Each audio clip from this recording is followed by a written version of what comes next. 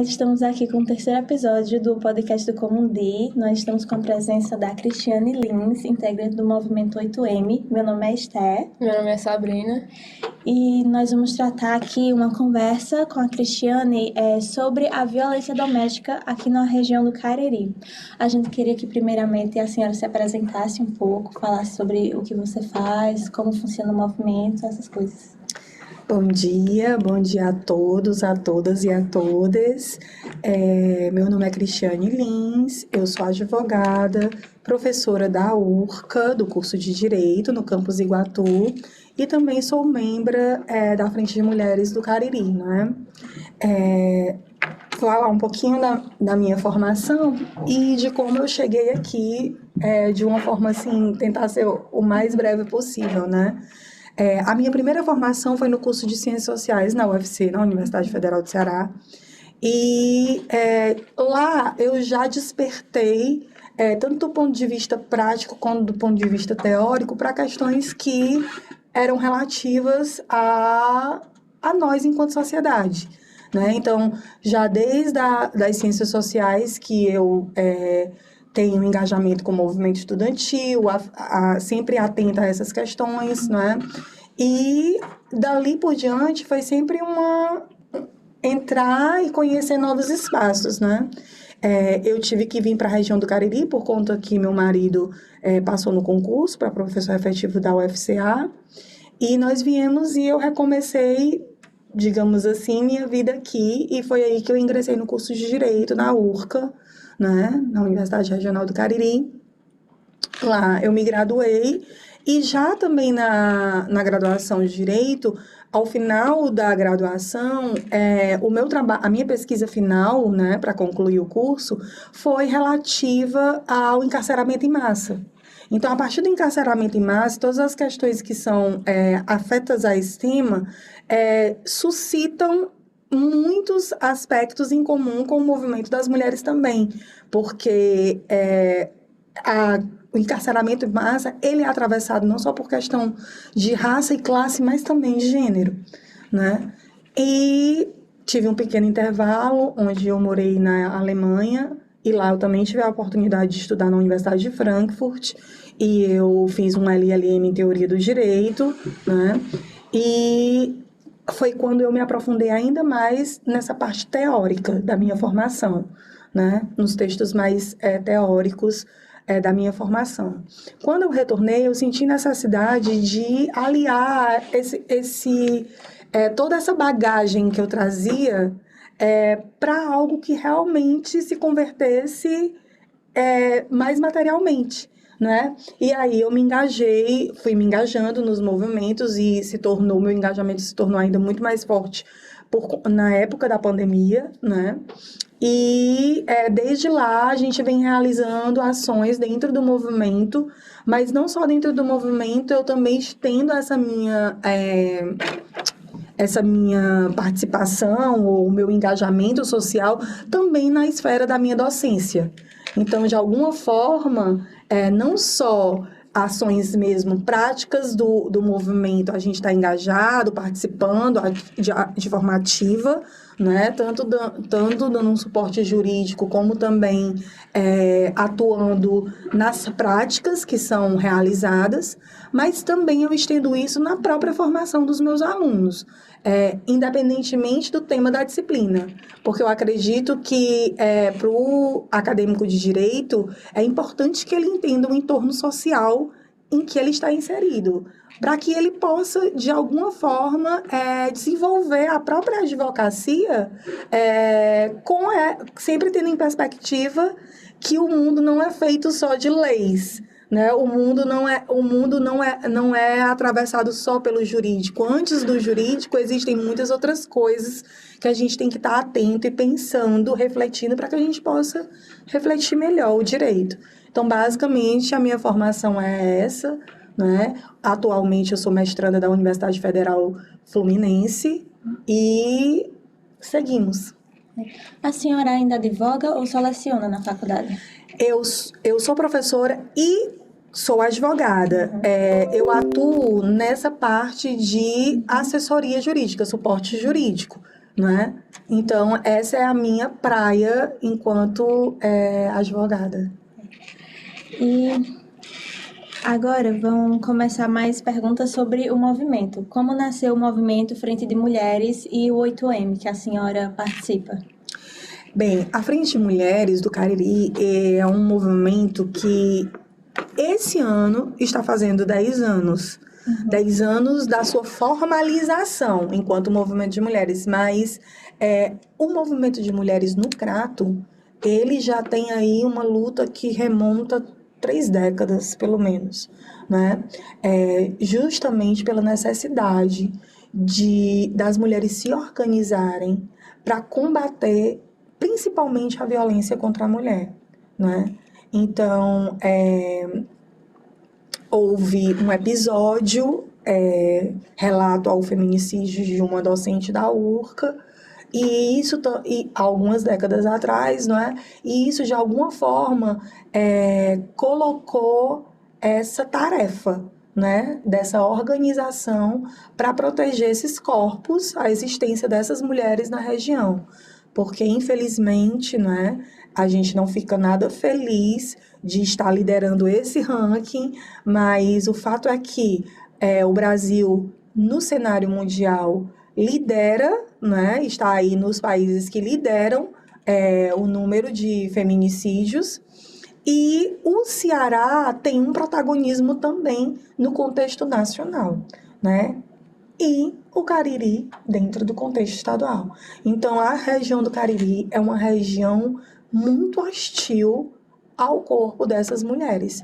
Então, é necessário, fundamental, que exista mesmo um movimento que esteja completamente voltado para busca de direitos, mas não só de direitos, da própria existência. Veja, a gente está num processo civilizatório no mundo em que as pessoas já estão lutando por direitos, garantia de direitos, né? Ai, o casamento civil, né? Da comunidade LGBTQIA+. Então, existem alguns patamares e marcos que já estão bem sedimentados, e a luta só vai além desses pontos. Não que não haja retrocessos, porque a gente sabe que há, e a gente, inclusive, está vivendo um momento de retrocesso. Mas no caso das mulheres, a gente ainda está em busca de algo que é primitivo, digamos assim, que é o direito de existir, o direito de viver. Mas nós, mulheres, não queremos só viver. A gente quer viver bem, né? A gente quer viver com saúde, a gente quer viver com segurança, a gente quer viver com tranquilidade. Se formos mães, queremos poder educar os nossos filhos também de forma digna. Se decidirmos não termos filhos, mas queremos a nossa integridade física garantida. Enfim, são muitas questões. Então, o Frente de Mulheres, ele oficialmente, enquanto movimento formalizado, né? Ele, esse ano, completa 10 anos. E ele vem justamente dessa luta, ele deriva dessa luta das mulheres que se organizaram na cidade do Crato. A senhora faz parte dele há quanto tempo? Eu estou engajada como membra efetiva e ativa do Frente de Mulheres desde 2020. 2020. E como foi assim que a senhora... Exatamente. Eu já estava próxima ao movimento, mas ainda não era membra oficial, né? Eu acho a minha oficialização enquanto membra já estava muito próxima, porque mesmo antes da pandemia, nós sempre estávamos juntos em manifestações em torno da educação, não é? Então estava sempre todo mundo junto assim. Mas como membro efetiva foi durante a pandemia em 2020, já no início de 2020. Outra sobre o projeto. Qual é o objetivo principal do movimento de mulheres? Eu acho que a senhora já respondeu isso, né? Exato, né? O movimento principal, primordial, é garantir a existência dessas mulheres na região, mas não só a existência, mas uma existência com qualidade de vida, né? Onde essas mulheres possam ter perspectivas econômicas no que diz respeito ao mercado de trabalho, né? Onde elas possam ter segurança alimentar, elas possam ter segurança para educar os seus filhos, segurança nos seus relacionamentos, né? Não só do ponto de vista físico, porque a gente sabe que a violência física, ela é a culminância de um conjunto de violências que a antecede. O ciclo da violência. Exatamente. Então, a gente quer não só na perspectiva de combater algo que já existe, mas também a Frente de Mulheres tem um propósito de formação educacional. Tanto que todas as vezes que nós somos convidadas para ir para uma escola, seja municipal, seja estadual, ou ocupar os espaços no âmbito da universidade, nós sempre aceitamos esse convite. Porque o nosso objetivo também é de formação, é de preparar as novas gerações, não é? Para que essa realidade se transforme. A né? educação é primordial nesse sentido. E uma coisa que é muito forte para nós, da Frente de Mulheres, é que não existe desejo de mudança sem ações concretas, né? A gente costuma usar muito um conceito, tanto do Paulo Freire, como esperançar, como também o conceito da Bell Hooks, do amar ação. Não é? Então, não existe uma luta, um desejo de luta, um desejo de transformação que não passe por ações que são palpáveis, são concretas, que têm efeitos na vida real dessas mulheres, não é? Uhum. Pode ser que outras perguntas que você me façam ainda estender esse raciocínio. Tá certo. Tem alguma dúvida, assim, fora das perguntas, Sabrina, sobre o projeto? Não. Não? Tá certo. Quais são as principais questões que o movimento de mulheres está atualmente abordando? Ainda fazendo uma ponte com o que a gente estava falando, né, na pergunta passada, é importante deixar claro que, por exemplo, alguns equipamentos que chegaram na região, como a Casa da Mulher, o Juizado da Violência Doméstica e Familiar contra a Mulher na comarca de Crato, a Delegacia da Mulher no Crato, todos esses equipamentos, que são equipamentos institucionais, eles não são benesses governamentais. É bom que isso fique bem claro. Não foi um governo simples, foi feito em um governo, não é? E ainda bem que foi feito, né? E isso também tem um mérito, claro. Porém, isso não vem do nada. Isso não cai do céu, né? Então, a Frente de Mulheres, ela tem um papel primordial na conquista desses equipamentos aqui para a região. Tanto que a coordenadora da Casa da Mulher é a Mara Guedes. A Mara Guedes é uma mulher que é conhecidíssima na região justamente pelo engajamento dela na luta contra as mulheres. É uma mulher que já desde muito tempo, aí vamos botar aí umas 3 décadas, já emprestou o seu corpo e o seu espírito para essa luta. Muitas vezes a gente costuma dizer que a antiga Casa da Mulher era a Casa da Mara, porque ela muitas vezes abrigou mulheres em situações de violência na própria casa dela.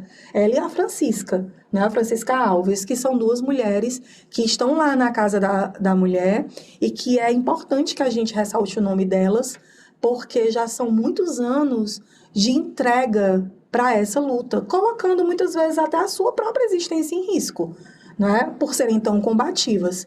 Então, tanto a Casa da Mara quanto a Casa da Francisca foram ambientes acolhedores de mulheres em situação de violência. Nada mais justo que hoje em dia elas estejam lá, não é? Na Casa da Mulher, também desenvolvendo muitas outras ações e agora, talvez, por conta do viés institucional, a grande população possa ver, materializar melhor, né, os benefícios que as mulheres têm tido nos últimos tempos. Mas só lembrando a última pergunta que você me fez, o objetivo atual. Quais são as principais questões que o movimento está atualmente abordando? Olha, sempre a questão da violência é uma questão que nunca sai de cena porque a gente vê que aqui a gente não pode piscar o olho, um feminicídio acontece. Principalmente aqui na região do Cariri. Exatamente, principalmente na região do Cariri. Então, a violência contra a mulher é algo que está sempre, sempre, sempre em cena para nós, né? Então, a gente organiza, por exemplo, grupos para ir nas audiências, quando tem audiência de tribunal do júri, para quem cometeu feminicídio, a gente está lá, a gente dá apoio à família, né? Procura se aproximar das famílias para poder também dar esse suporte junto às famílias, orientações, né? Mas nesse momento a gente tem questões que estão se impondo muito, né? A gente está aí com um projeto de lei em curso que criminaliza o aborto, né? Ou seja, que quer não autorizar o aborto após a 22ª semana, mesmo em situação de estupro. Mas a gente sabe que criança não é mãe. Então, como é que a gente vai lidar com a situação de uma menina que engravida aos 12 anos, aos 13 anos, colocando em risco até a sua própria vida? Porque, do ponto de vista científico, médico, aquele corpo ainda não está preparado para gestar. Gravidez de risco. Né? Exatamente. E impor a ela isso, né? Impor, quer dizer, ela sofre a violência, né? E ainda vai ser penalizada, vai se tornar ré, vai ser penalizada caso houvesse a prática do aborto. Então, é muito problemático isso aí, porque isso diz respeito a um controle sobre o corpo da mulher, mas um controle... Todo controle a gente já tem que, de alguma forma, se posicionar contra. Mas esse controle, ele passa os limites, as fronteiras de um controle somente. Ele é uma violência. Se isso se materializar, se isso se converter mesmo numa lei, seria uma violência institucional, né, sobre o corpo da mulher. E a gente não pode admitir isso, que o Estado, que deve proteger os seus cidadãos, cometa a própria violência contra esses cidadãos, não é? Estaria cumprindo com a função do direito, que é proteger os cidadãos, dar uma melhor vida para ele, uma vida digna, e a lei, no caso, estaria ferindo esses princípios. Exato. Então, assim, no nosso cenário, no cenário nacional, isso é uma pauta importante para a gente. A pauta do meio ambiente também se tornou uma pauta extremamente importante, porque as consequências da degradação do meio ambiente, elas vão impactar os grupos mais vulneráveis, socialmente e economicamente. Então, é claro que não tem como a gente não dizer que os impactos da degradação do meio ambiente não reflitam suas consequências sobre os corpos das mulheres, sobre os corpos das pessoas pretas, sobre os corpos de todas as pessoas que fazem parte desses grupos que estão numa situação de maior vulnerabilidade social e econômica, né? Porque são eles que geralmente estão morando em áreas de risco, né? As áreas que são mais afetadas com os eventos intensos, né? da natureza. Os desastres naturais. Exatamente. E aí não são simplesmente acidentes naturais, né? A gente vive num mundo que já está num nível tecnológico altíssimo, capaz de prevenir e fazer ações preventivas para que tragédias como essas, Não, né? Essa tragédia que aconteceu no Rio Grande do Sul, e que a gente está vivendo um luto ainda disso, possa acontecer, né? Existe como evitar. Mas e o movimento, ele tem essa função de pressionar as instituições para que essas políticas sejam desenvolvidas. E aí a gente vê que ainda é pouco, mas já é uma conquista importantíssima da Casa da Mulher, do Juizado Especial da Violência Doméstica e Familiar contra a Mulher na comarca de Crato, um juizado especializado. Era importantíssimo que isso houvesse, até para poder desafogar a comarca de Juazeiro, a região como um todo, né? E a delegacia da mulher, enfim.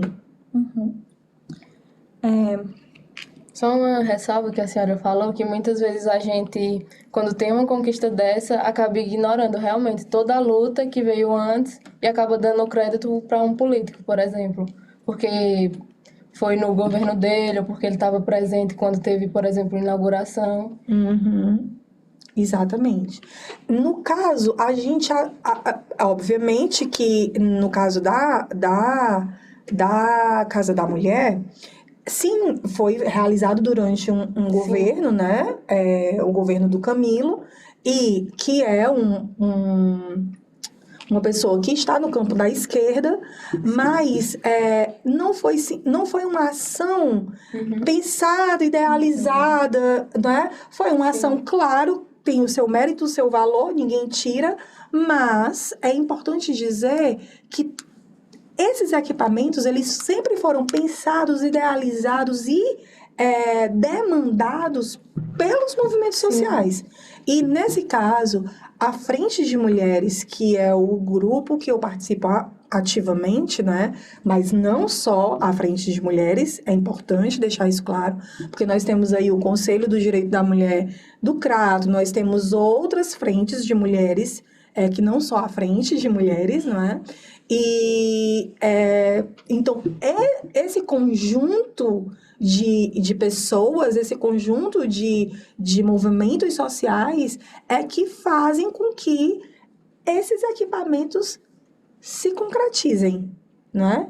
Porque estão lá, porque viajam para a Assembleia Legislativa, estão lá participando de sessões da Assembleia, pressionando os políticos, né, os deputados, enfim, quem pode, de alguma forma, no campo institucional, promover que isso aconteça de fato, né? Então, essa potência do movimento social que é a grande responsável pela realização efetiva desses equipamentos de prevenção ou qualquer outra política pública afirmativa de proteção à mulher, né? Como o movimento de mulheres está trabalhando para promover a igualdade de gênero? Bem, a igualdade de gênero, ela atravessa todas essas camadas que eu acabei de falar. Porque não vai haver igualdade de gênero se essa pessoa, essa mulher, no caso, ela sofre violência doméstica. Se ela sofre violência patrimonial. Se ela sofre violência psicológica. Se ela sofre violência econômica. Então, para que eu possa falar numa igualdade que transcenda a dimensão formal, que a nossa Constituição já traz, né? Mas que eu possa torná-la palpável, tangível, concreta na vida dessas mulheres, né? Todos esses equipamentos que eu acabei de citar, assim como políticas afirmativas de inserção da mulher no mercado de trabalho, assim como políticas de equalização salarial, políticas de criação de creches, porque como é que eu quero garantir igualdade de gênero, mas eu sei que o indivíduo responsável pelos cuidados e educação das crianças é a mulher? Quando eu sei que o indivíduo responsável pelos cuidados com os ascendentes também é uma mulher? Quando o papel do cuidado na nossa sociedade está nas mãos da mulher, como é que eu faço e crio estratégias para que essa mulher acesse o espaço público? O mercado de trabalho é o espaço público, né? Se ela não tem com quem deixar as crianças.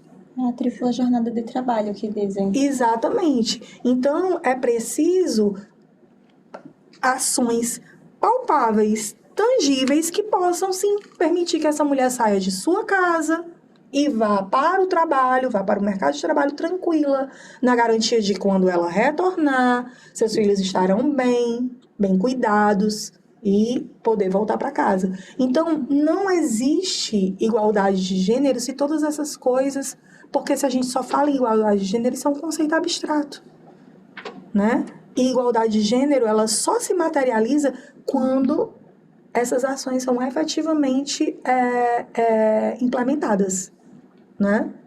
No caso da Casa da Mulher, ela tem um papel importantíssimo no campo da autonomia econômica, porque a mulher que chega em situação de violência na Casa da Mulher, embora seja uma casa de passagem, ela recebe formação.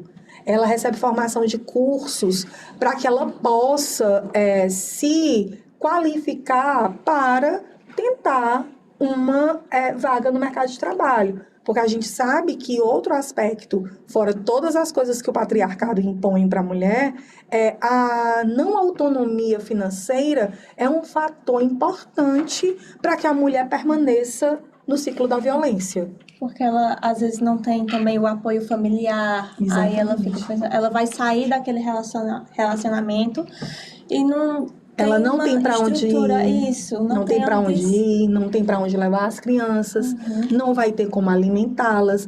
Provavelmente a situação daquela mulher, muitas vezes, da família, que seria esse suporte, também é uma família em situação econômica vulnerável, né?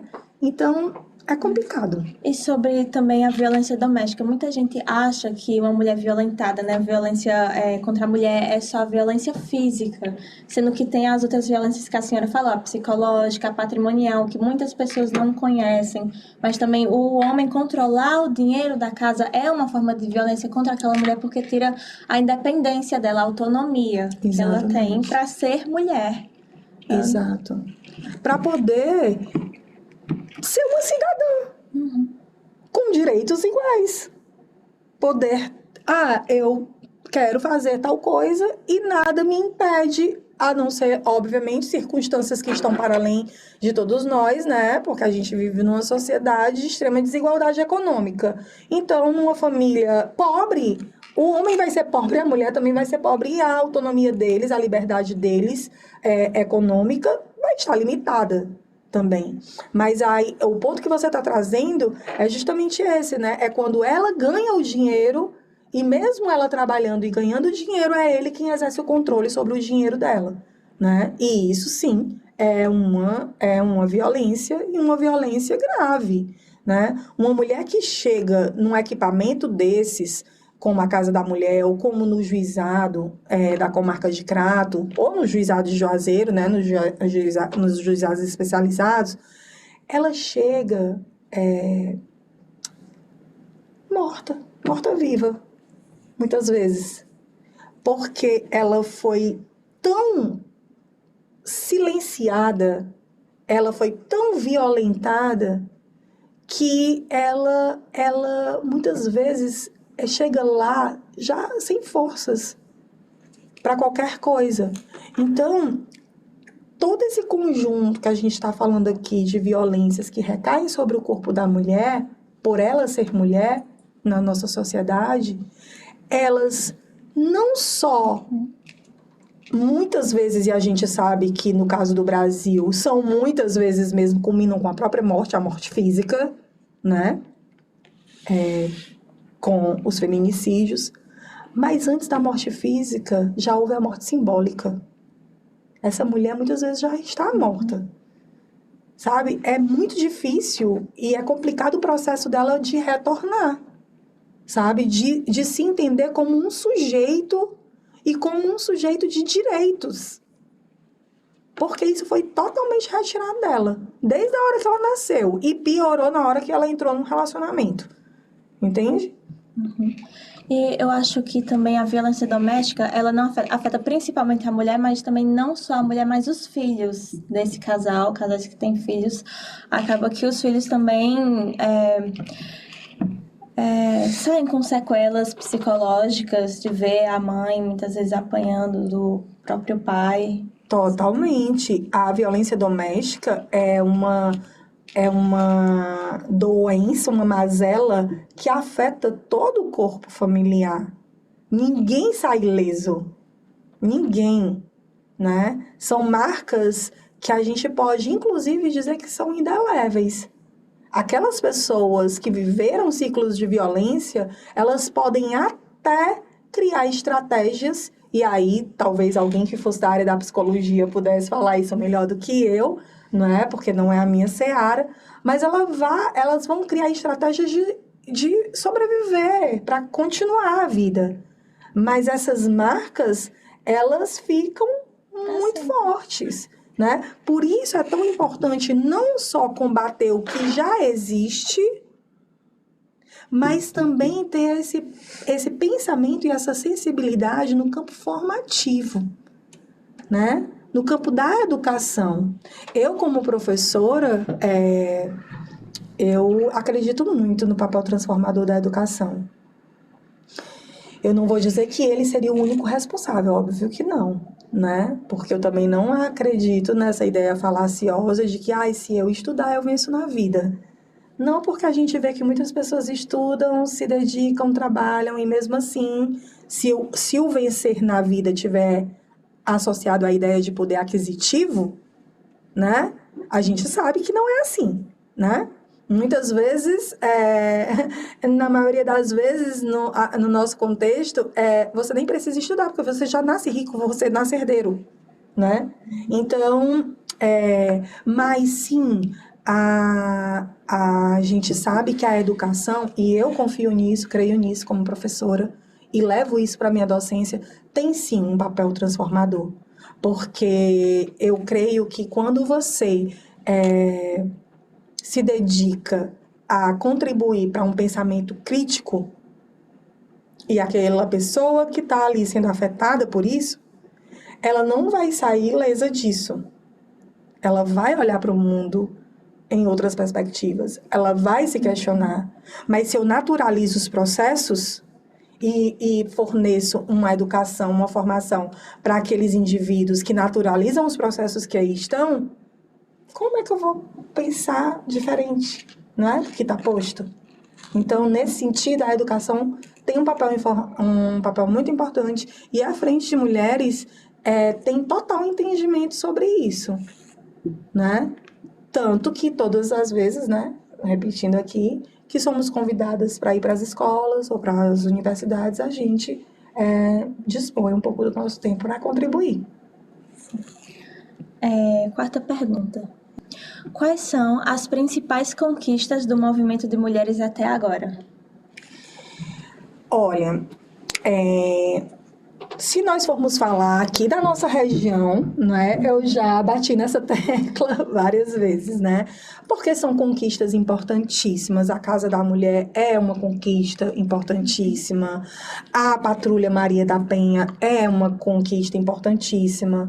Um juizado especializado contra a violência doméstica e familiar na comarca de Crato é uma conquista importantíssima, né? A doutora Lúcia, que é a juíza que está à frente do Juizado da Mulher, ela é uma mulher muito aguerrida, e mais que isso, ela é muito trabalhadora. Então, ela já começou com a inauguração de um juizado desses, já com, assim, centenas de processos para ela dar conta, né? E ela sempre está muito dedicada e empenhada a realizar o trabalho dela da melhor forma possível. Isso também é uma conquista, de alguma forma.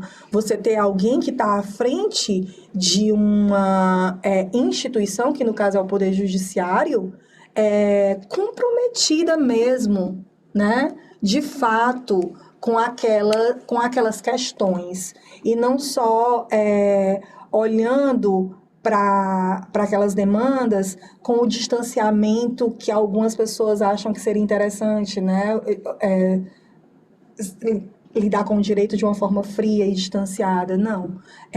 Então, quando nós nos deparamos com pessoas que estão à frente dessas instituições e elas estão também tratando os temas e o trabalho de forma humanizada, né? Vendo que ali não são processos, mas são pessoas e são vidas, e no caso no caso das mulheres, é uma vida que está em risco, né?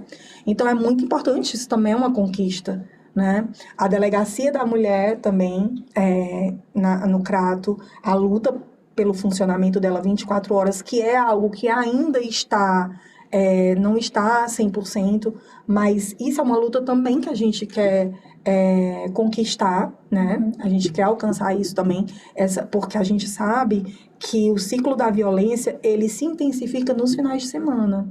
Então, é importante que haja uma delegacia da mulher funcionando 24 horas no final de semana. Porque, muitas vezes, por conta do alcoolismo e tantas outras questões, o homem chega muito mais violento em casa, né? Num âmbito geral, a gente está aí com lutas que são conquistas, embora a gente pense assim, como é que eu estou celebrando isso?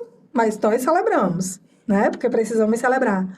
Mas em pleno século XXI, quer dizer, outro dia mesmo, o STF entendeu que a legítima defesa da honra, esse argumento, não poderia mais ser trazido dentro de uma defesa de um feminicida, né? Nem sequer não, esse argumento nem é lido, porque ele está fora, né? Mas, gente, século XXI. A gente celebra, claro, porque antes, eu costumo dizer, antes tarde do que mais tarde, né? Antes tarde do que mais tarde. Mas é ainda algo que você vê que eu ainda estou lutando por isso, quando eu já poderia estar lutando por outras coisas, né? Como, por exemplo, a segurança econômica da mulher, né, no nosso contexto, porque a gente vive numa sociedade capitalista e se estamos nesse sistema, temos que também ter segurança nesse sistema, né?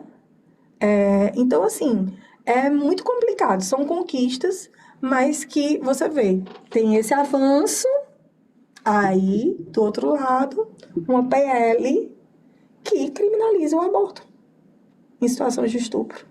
Enquanto que em outros países, a discussão já está avançada ao ponto de discutir o tema do aborto de forma franca, de forma sincera e não falaciosa, e não passando por interesses políticos, né? E muitas vezes também interesses políticos que representam interesses religiosos.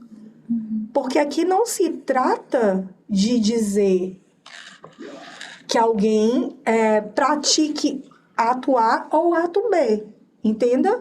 Mas diante desta situação que aconteceu de fato, como vamos resolver? Vamos resolver de modo a dar segurança a essa mulher para que ela acesse o sistema de saúde com segurança ou não? Ou vamos deixar ela morrer? Porque quem mais sofre com isso são as mulheres pobres. Não são as mulheres de classe média alta. Porque essas aí vão para clínicas. Ninguém deixa de fazer isso porque... Entende? Acaba que a ideologia, o patriarcado enraizado na sociedade faz com que surjam essas PLs, como a senhora falou, ideologias, pensamentos religiosos influenciando na lei. Uma coisa, aí a pessoa deixa de pensar na mulher, como a senhora falou, uma criança que foi estuprada, engravida. Aí isso é ignorado, deixado de lado, porque outras coisas influenciam mais. Isso acaba porque, como a senhora disse, o direito não é só lei, também tem a sociologia que influencia. Aí essa cultura do patriarcado enraizado na sociedade acaba provocando isso. Exato. É assim, o que eu costumo conversar com os meus alunos, por exemplo, é que os meus alunos acadêmicos de direito, né? Não tentem interpretar o mundo pela dimensão jurídica. Não, tá muito errado isso, né? Vai muito além. Exato, até porque, embora a gente saiba que é preciso mesmo a regulação jurídica para poder promover ordem e harmonia na convivência social, mas acessar o judiciário deveria ser a nossa última trincheira, né? Eu acho que a gente poderia, sim, já buscar estratégias de resolução dos conflitos e das questões que permeiam o nosso convívio, sem precisar do arbítrio, né, de um terceiro, né? Um terceiro vir resolver os nossos problemas, né? Então, isso é o que eu acho que seria uma efetivação do exercício da nossa cidadania. Com relação a esse tema que a gente acabou de falar, a questão não é dizer, um indivíduo faria isso ou não, mas vamos colocar de forma franca na mesa essa discussão, não é? Apresentando ela de forma racional e clara e não nebulosa. Porque o que está posto aí é sempre algo de nebuloso em torno desse tema, né?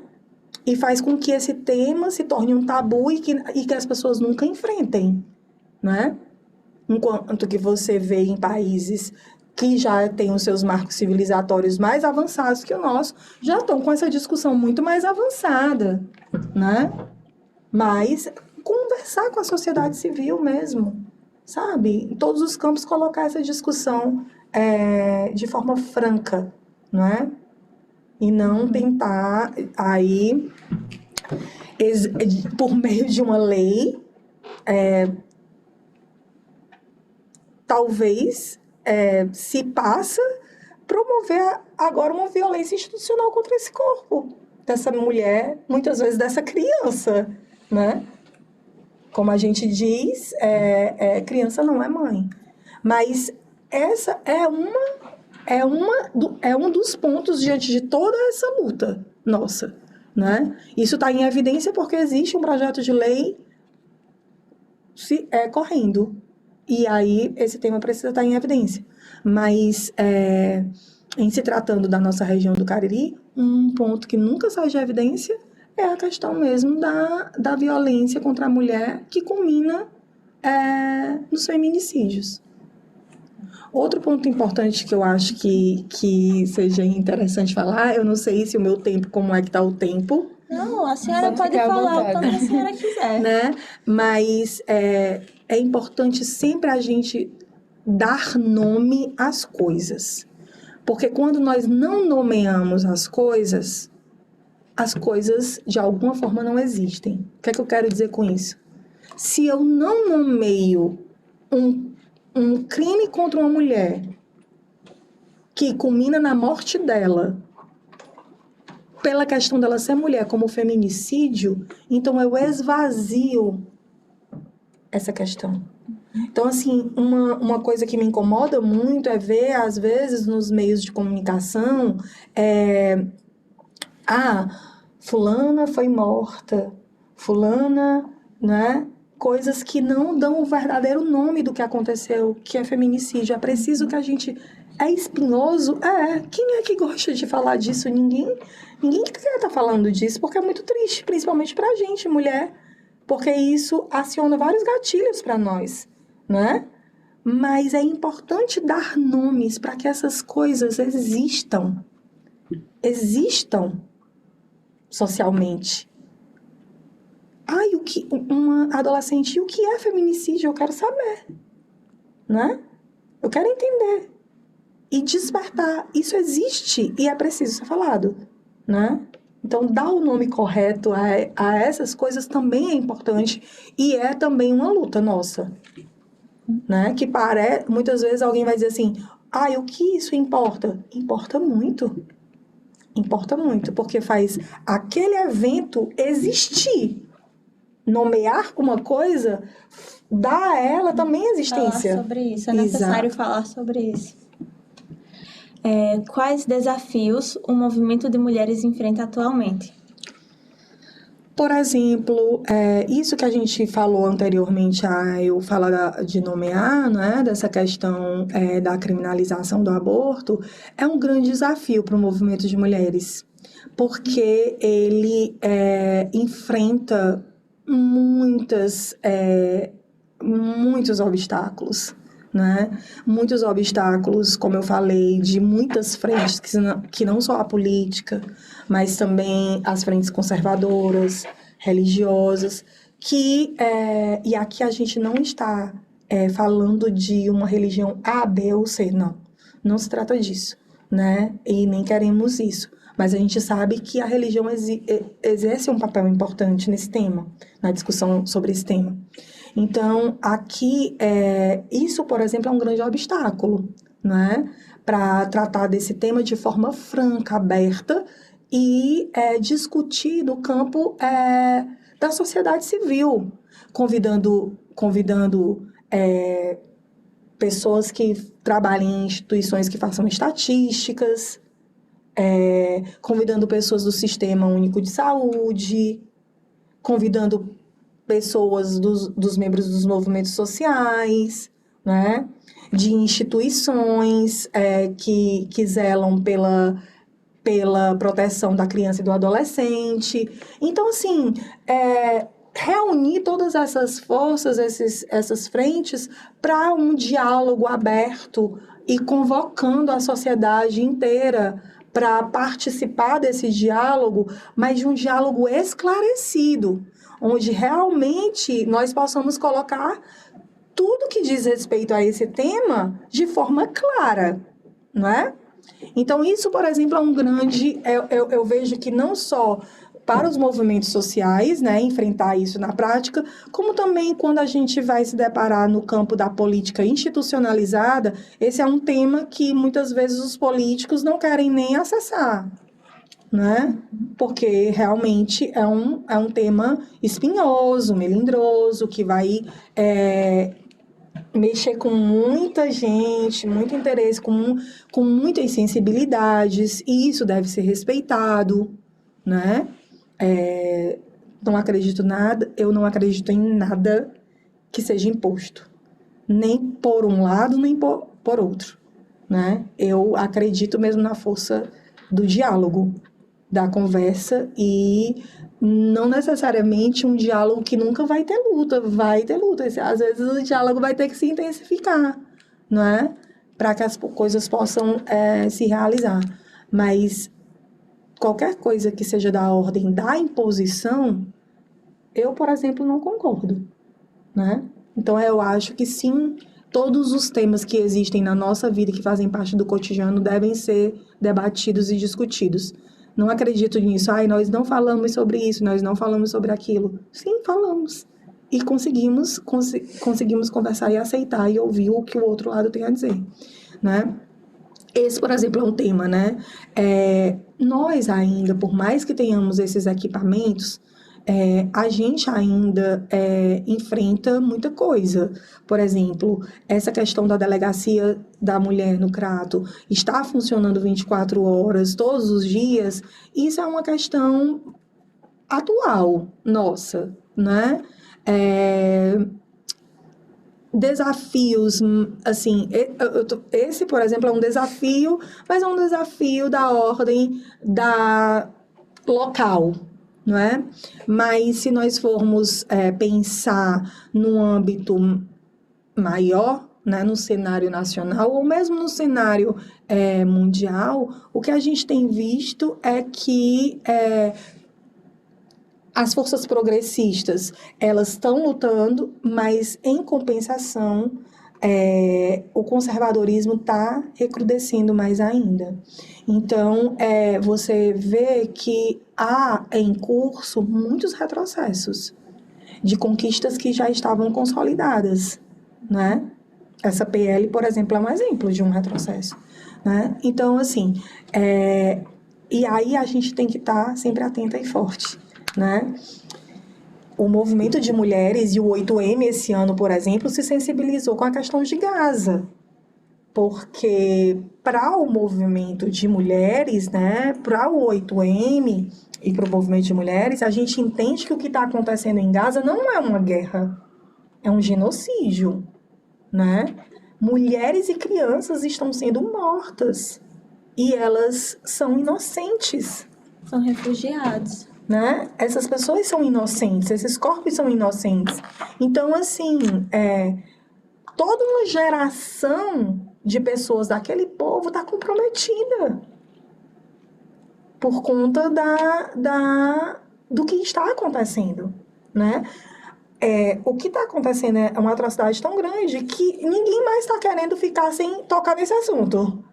Né? Você vê que muitas personalidades já estão, sim, se colocando mundialmente porque não tem como ficarmos omissos. Então, isso, por exemplo, é um desafio nosso e que também a gente está atento e reverberando e ecoando, né? Então, os desafios, eles são...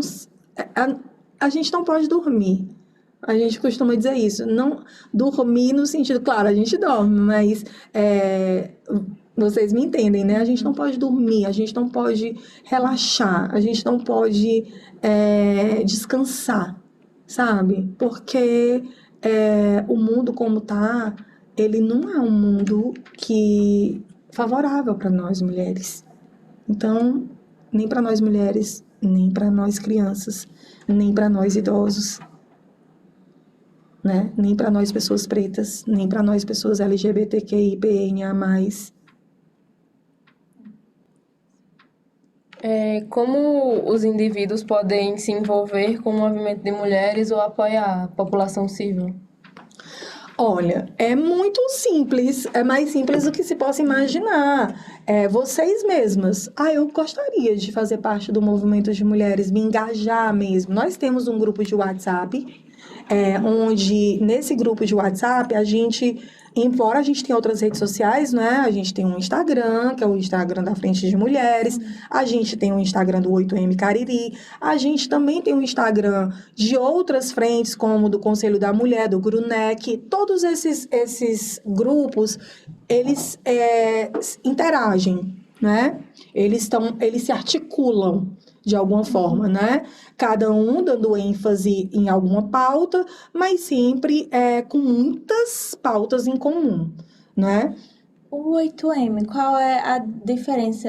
Ele surgiu dentro do Frente de Mulheres? É o movimento 8 de março? Exatamente. O 8M, ele foi uma necessidade de juntar todas essas frentes para fazer um grande ato na ocasião do mês da mulher, né? Então, o 8M, ele tem o seu ponto alto no próprio dia 8 de março, com a marcha, né? Mas ele também durante o mês de março, são desenvolvidas outras ações, né? Relacionadas ao tema, né? Durante todo o mês. Então, é um mês muito puxado para nós que fazemos parte do movimento, porque a gente está sempre sendo convocada para ir numa escola, uma fala, uma roda de conversa, um esclarecimento, uma entrevista, né? Às vezes num dia só, são várias coisas, e nas rádios, divulgar. Então, é um mês, assim, onde todo mundo está muito... Tanto que o 8M, ele se articula tanto em subgrupos, como o grupo da comunicação, o grupo do planejamento, o grupo das finanças, né? Então, foi a necessidade de juntar todas essas representatividades num grande grupo, né? Num grande coletivo, para dar visibilidade e ecoar ainda mais alto as pautas relativas às mulheres, né? A Frente de Mulheres é um movimento que está no 8M, né? Então, no 8M nós vamos ter outros grupos, o GRUNEC, como eu citei aqui, o Conselho do Direito das Mulheres do Crato, outras instituições, sindicatos, enfim, muitas instituições também fazem parte do 8M, não é? Para que a gente possa dar voz, não é? Inclusive, participação partidária também, mas é um grande coletivo, né? De instituições que se mobilizam, né? De movimentos sociais e outras instituições que se mobilizam para ecoar mesmo, dar voz, mas dar voz amplificada a todas essas demandas, né? Relativas às mulheres. Como o movimento de mulheres está ampliando sua representação, incluindo mulheres de diferentes origens, raças e identidades?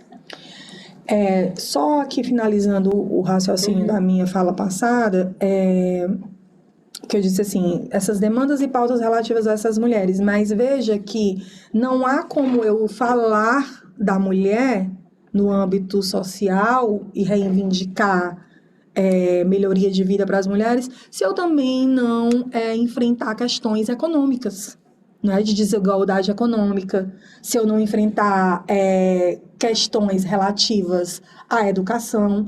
Então, por exemplo, o 8M esse ano, ele teve uma força muito grande porque o movimento sindical dos servidores da área da saúde de Juazeiro também se juntaram, né, à Marcha das Mulheres, por conta da greve e por conta das suas demandas. Então, e nós, enquanto movimento social, a gente é um movimento de mulheres, mas é um movimento de mulheres que está atento e engajado nos movimentos da classe trabalhadora como um todo.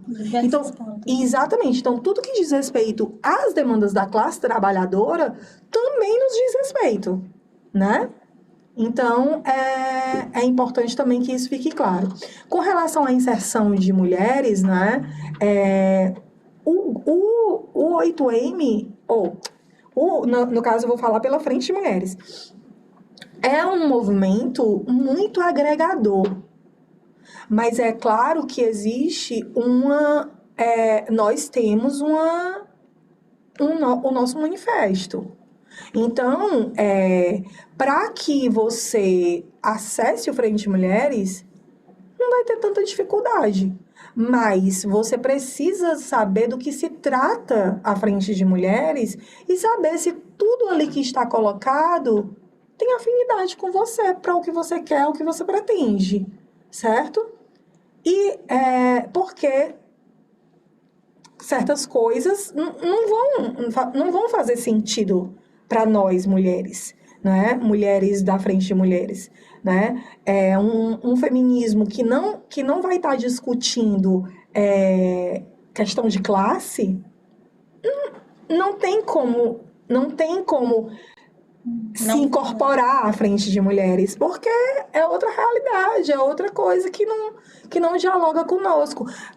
Embora qualquer mulher, e aí é de forma indistinta e incondicional, que esteja sofrendo situação de violência, nós sempre estaremos lá para dar todo o apoio, proteção e sempre estamos chegando junto a essas mulheres de forma indistinta e incondicional, certo? Agora, se engajar no movimento é diferente de ser uma mulher em situação de violência e precisar do nosso apoio. Então, mulheres em situação de violência vão ter o nosso apoio, independentemente de que campo político ela seja, de que classe social ela pertença. Isso aqui não está posto em questão. Toda mulher, de forma indistinta e incondicional, vai ter o apoio da Frente de Mulheres. No entanto, para se engajar no movimento de mulheres, é preciso que você esteja afinado com a missão, com os objetivos, com os aspectos que constituem a gente enquanto movimento, né? Senão, não faria sentido, né? Então, nesse sentido, qualquer mulher que esteja afinada e queira, não, esse grupo é para mim. Eu eu quero trabalhar com esse grupo, eu quero ajudar nesse grupo, eu quero pertencer a esse grupo, seja muito bem-vinda.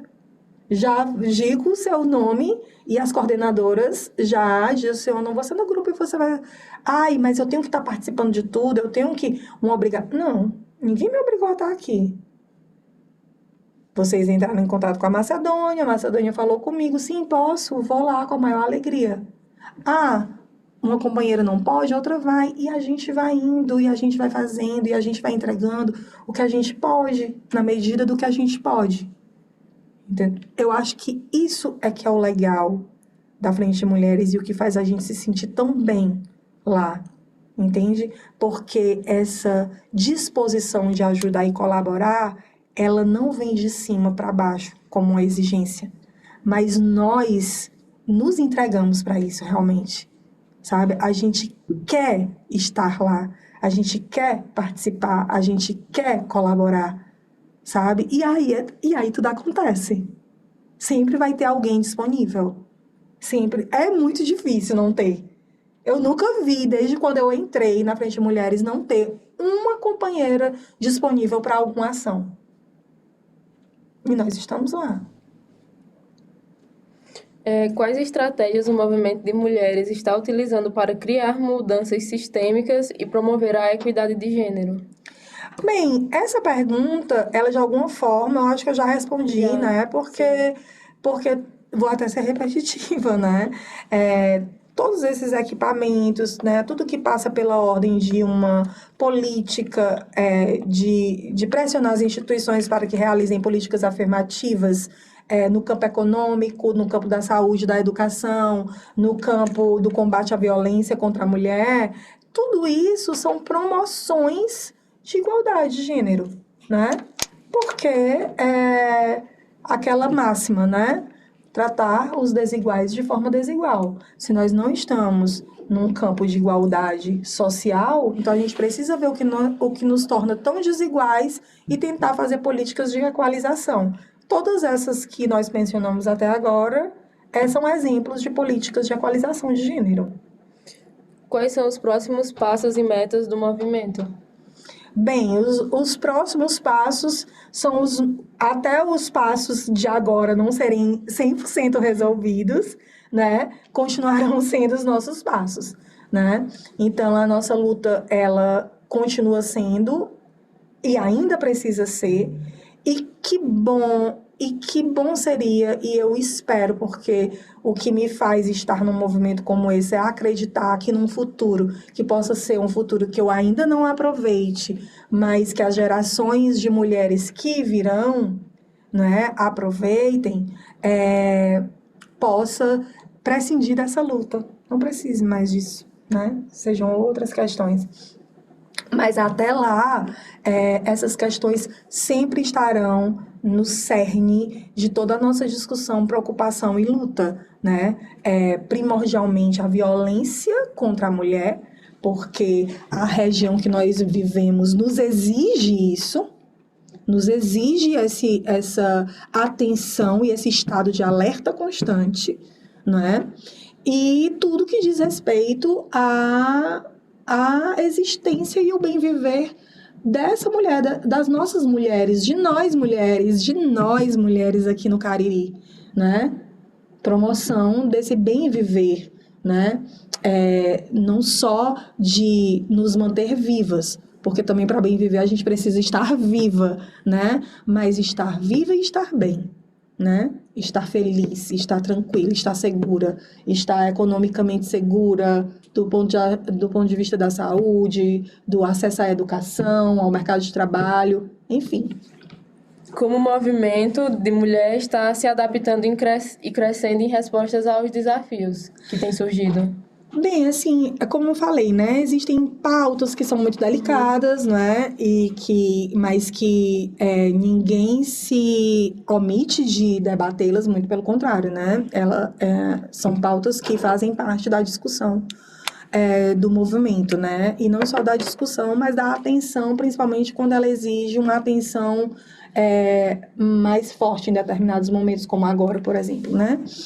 Mas também é importante a gente falar que, nesse sentido, a Frente de Mulheres é um movimento social que entende a mulher para além do sexo feminino ou masculino.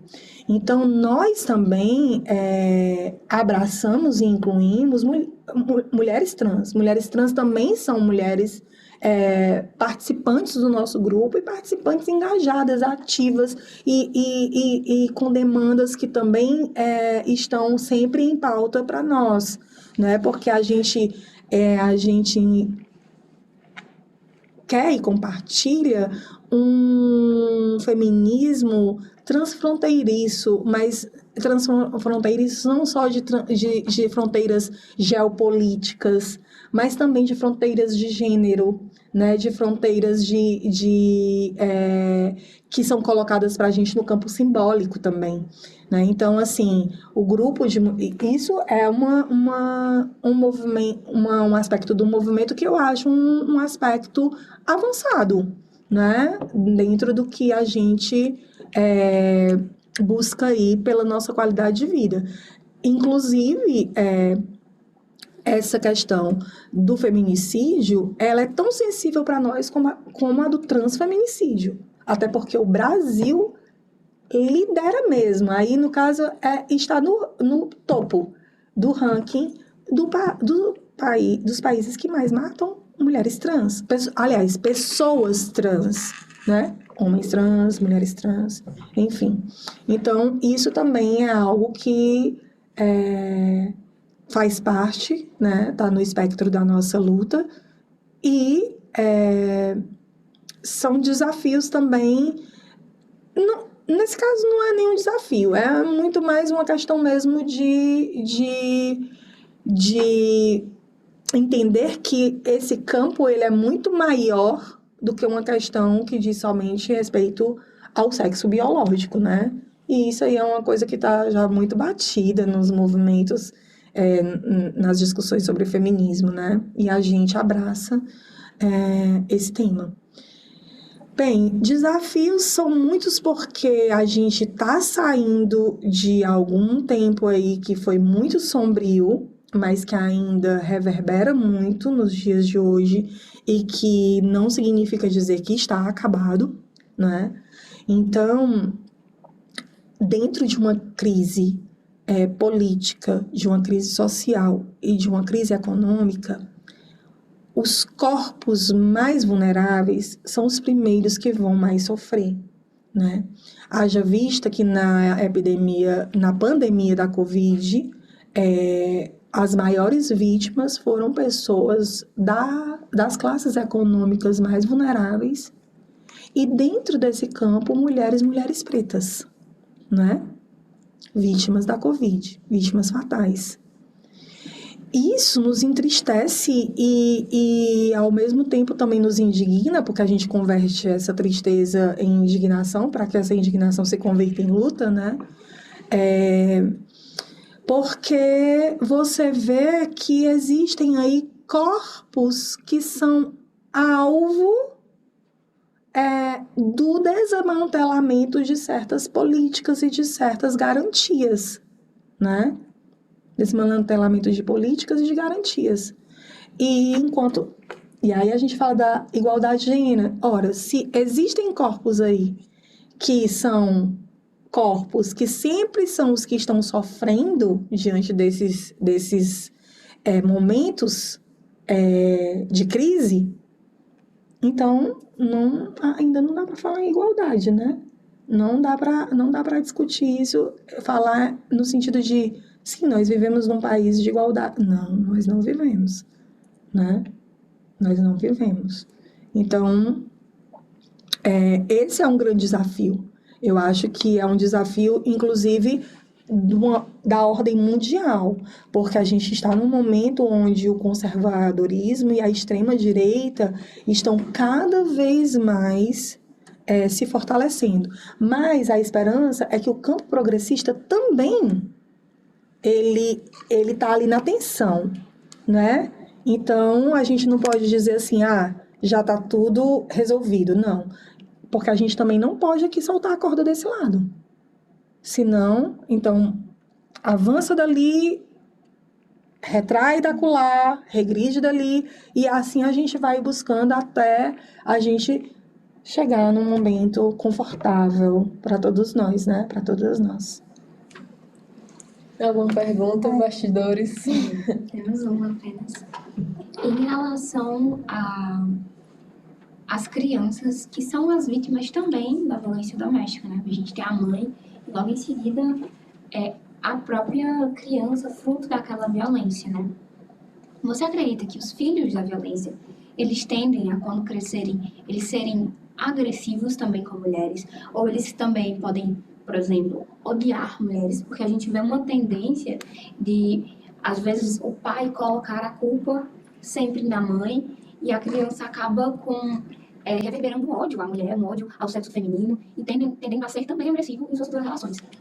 Bem, a primeira coisa que eu vou dizer com relação a isso é que eu vou ter a humildade de não me aprofundar nesse tema, porque esse tema tem aspectos da ordem da psicologia muito fortes, né? E eu não me autorizo a falar sobre isso. Mas mas sobre aspectos sociológicos, aí não, eu já me sinto mais à vontade para falar.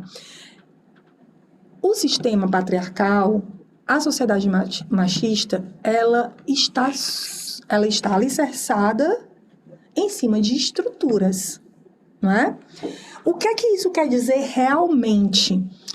Não são sujeitos individuais que, por conta de uma situação A ou B específica, no âmbito concreto, que vai tornar os indivíduos FE assim ou assado, não é? Porque eu posso promover uma educação extremamente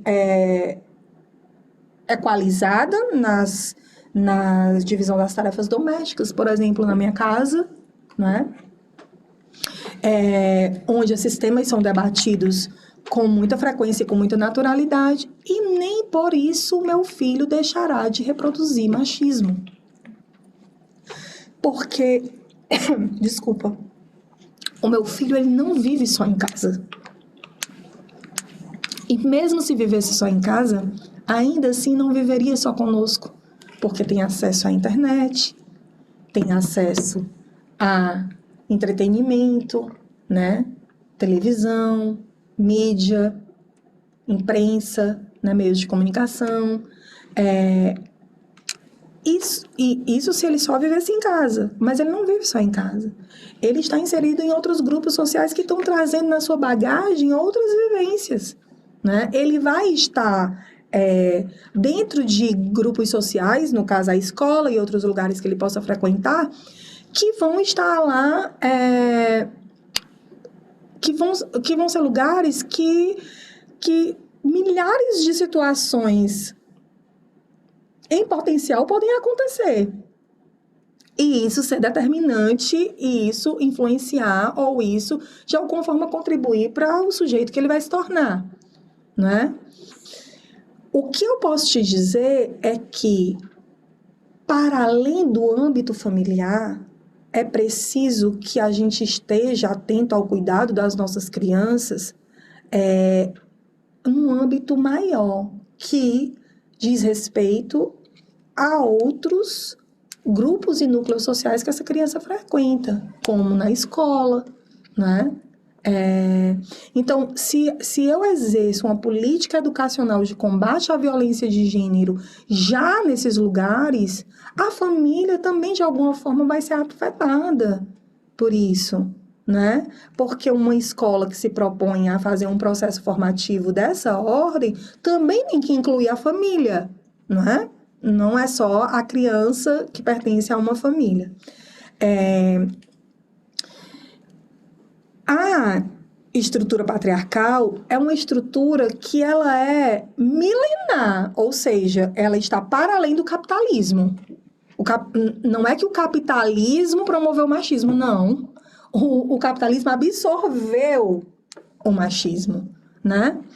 Então, essa estrutura, ela é uma estrutura milenar e ela precisa realmente de políticas que dizem respeito à formação dos seus indivíduos para que ela possa, para que nós possamos educar pessoas com outras perspectivas de vida, com outras perspectivas de existência e respeitando outras existências e não reproduzir o status quo, o que a gente tem aí, né? A família é importante nisso, claro, mas a família também está dentro dessa estrutura. Como é que eu vou exigir de uma casa, de uma família, de um pai e de uma mãe que também vem, que são frutos? Entende? São frutos também dessas estruturas. Não, é para além das pessoas, né? É para além das pessoas que a gente tem que pensar em políticas que realmente transformarão o mundo em que nós vivemos. Políticas que garantem, não é? E políticas também que promovem acessos, não é? Que promovem que vai poder transformar efetivamente essas novas gerações. Então, nesse ponto de vista, não, como eu disse, um indivíduo que está inserido num ciclo de violência, ele não sai ileso.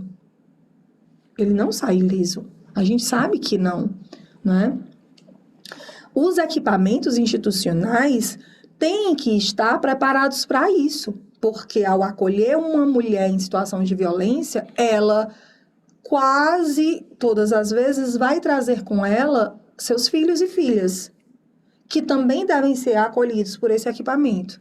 E todo o processo de acolhimento e formação e garantia de acesso ao mercado de trabalho, ou à saúde, enfim, também tem que, de alguma forma, contemplar as crianças, né? Então, é algo que está muito interligado, né? Sobre a criança desenvolver um ódio, algo assim muito específico, gente, isso é algo tão difícil de determinar, né? O que eu posso ter ações que possam prevenir que isso aconteça, dando autonomia àquele indivíduo de elaboração daquele ciclo de violência que ele viveu. E ele ressignificar aquilo. Aquilo que a gente falou, desnaturalizar o processo, né? Então, é nesse combate à estrutura, a nós mudarmos essas estruturas, esses pilares, é que a gente vai poder ter, sim, mais garantias, mas não certezas, né? Aqui eu vou até usar uma noção weberiana. A gente vai ter mais possibilidade. Não significa dizer que aquilo vai acontecer 100%. Mas as nossas possibilidades, elas vão aumentar se as estruturas são combatidas, né? Se essas estruturas não forem combatidas, a reprodução da violência vai continuar independentemente do que eu possa dizer para uma criança A ou uma criança B. E isso não vai ser dito em todas as casas da mesma forma, né? Nas suas particularidades. Outro importante ponto a ser combatido é a questão da hierarquização das tarefas domésticas. A gente tem que buscar democratizar o próprio espaço da família.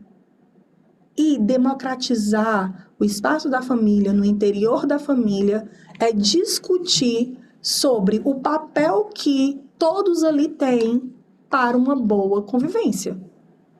E isso passa pela realização das tarefas domésticas, isso passa pelas responsabilidades com a economia doméstica, isso passa os cuidados simbólicos e materiais com a vida familiar, Por que que só a mulher que tem que estar no lugar do cuidado? Então, discutir isso e recolocar isso em outros termos, dentro do próprio ambiente familiar, já é algo que, de alguma forma, previne essa reprodução. Não faça isso porque isso não é coisa de homem. Não lave uma louça porque homem não faz isso. Não. Ei, você mora nessa casa. Você é morador dessa casa. Você é responsável por esse lar, tanto quanto eu. Quanto na medida da capacidade de cada um. Claro que eu não vou exigir o mesmo grau de responsabilidade do lar de uma criança de 4 anos para um adulto, não é? Mas se eu educo aquelas pessoas que moram naquela casa para que, na medida da sua capacidade, elas se responsabilizem pelas tarefas de divisão de tudo que diz respeito à família, às atividades domésticas, isso já é uma estratégia de prevenção, né? Mas é uma mudança estrutural. A gente pode estar discutindo tudo isso aqui, e cada uma de nós, quando voltar para casa, meu filho jogar as coisas pelo meio da casa e eu juntar tudo e colocar num canto. Não adiantou de nada essa conversa toda, né? Ou só adiantou pela metade. Então, a gente tem que botar também nas ações cotidianas aquilo que a gente acredita de verdade. Porque senão é como se a gente falasse, mas a gente não acreditasse, né? E o Paulo Freire tem uma frase muito bacana que ele diz assim: não é o discurso que pauta a ação, é a ação que pauta o discurso. Então, é eu acreditar naquilo que eu estou falando e agir de acordo com aquilo que eu estou falando que vai pautar mesmo a transformação. E não eu só aqui chegar no podcast, falar 1000 coisas e tal, e na vida real não fazer nada. Sim. Né? Algum? Não. Vocês têm algum? Não. Quer concluir? A gente agradece por a senhora ter vindo. Acho que foi um diálogo muito enriquecedor para o nosso projeto, para o nosso podcast. Só agradecer mesmo. Eu é que agradeço. Pode ter certeza que, para mim, como pessoa, foi muito enriquecedor também, né? Aqui estou aprendendo e achando muito, muito válido esse momento, né? E o que significa esse momento, né? Que é uma ação de vocês aí para colaborar mais ainda com esse processo, né, de equalização de gênero, de um lugar melhor e mais justo socialmente, economicamente, politicamente para a mulher na nossa sociedade. Então, eu agradeço, para além da nossa conversa aqui, ao próprio programa de vocês, né? A gente Muito obrigada. trouxe um brochezinho do nosso projeto para entregar para a Ai, senhora. muito bacana. Já vou sair com ele agora usando. Adoro broches. Adoro broches, adoro enfeites, adoro... que lindo. Deixa eu olhar aqui, ó. Muito bonito. Muito legal. Parabéns, parabéns mesmo. Obrigada. Cris, o que a gente queria também que você falasse um pouco, só para finalizar, se tiver alguma mulher que está assistindo isso, que vai estar no nosso Instagram, se ela quiser participar do Frente, do 8M, como ela pode fazer? Você, mulher, que porventura vai nos assistir aqui, né, nas redes sociais, se você tiver vontade de se engajar num movimento social, mas nunca... como é que eu faço, né? Nunca soube como fazer exatamente. Nos procure nas redes sociais. O nosso Instagram é @FrenteMulheresCariri. O nosso símbolozinho lá no Instagram tá a foto da Marielle, preto e branco com roxo, assim, as cores, a da nossa foto de perfil. E mande um direct. A gente sempre tá atenta aos directs, né? E estamos recebendo sempre e respondendo que tem interesse. E aí, uma das membras vai receber sua mensagem. E se você realmente tiver um grande interesse, você pode participar das ações que a gente faz de acolhimento. né? Agora mesmo nós estamos organizando um encontro de acolhimento para novas membras e provavelmente será um piquenique no Centro Cultural. Isso ainda está sendo idealizado, mas vai ser um momento muito bacana de comidinhas, bebidinhas gostosas, de conversas, de trocas, de partilha. Então, se você quer mesmo, leia o nosso manifesto, entre lá no grupo, peça para as membras por via direct e entre no grupo do WhatsApp, e lá no WhatsApp a gente está de forma mais próxima, compartilhando as nossas ações e sempre indicando como alguém pode ajudar, e a ajuda sempre será de forma espontânea, né? A partir do seu sentir, de colaborar conosco e da sua realidade, a realidade que você vive. Mas todas são muito bem-vindas. Todas são muito bem-vindas. Quanto mais mulher chegar junto para fortalecer esse movimento, melhor. Porque se uma mulher já é forte, imagina uma delas juntas, né? Com o mesmo ideal. Então, venha e seja muito bem-vinda.